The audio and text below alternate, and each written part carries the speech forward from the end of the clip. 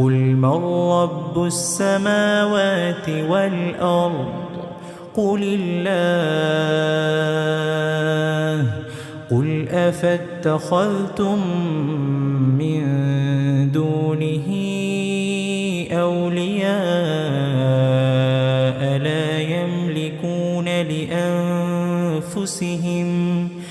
لا يملكون لأنفسهم نفعا ولا ضرا قل هل يستوي الأعمى والبصير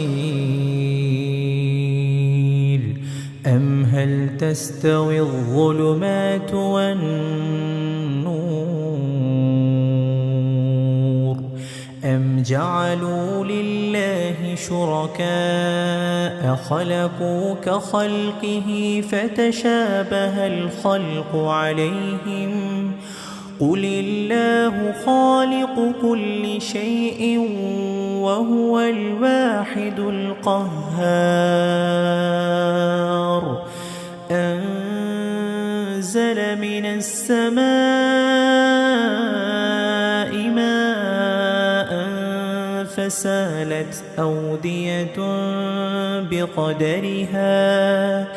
فسالت أودية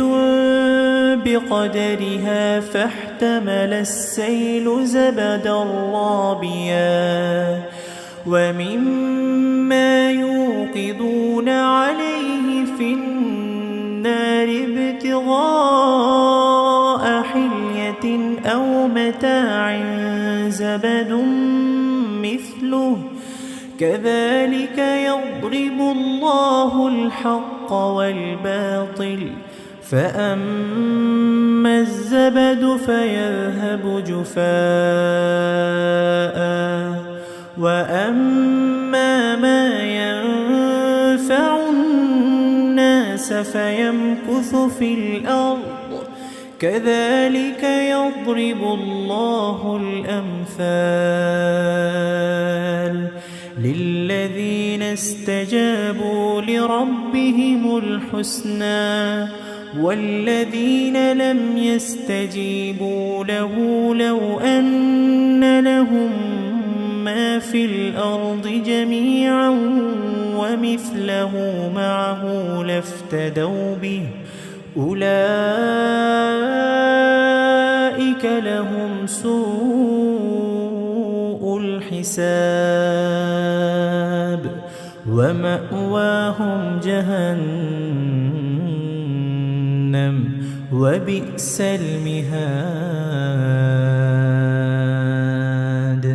أفمن يعلم أنما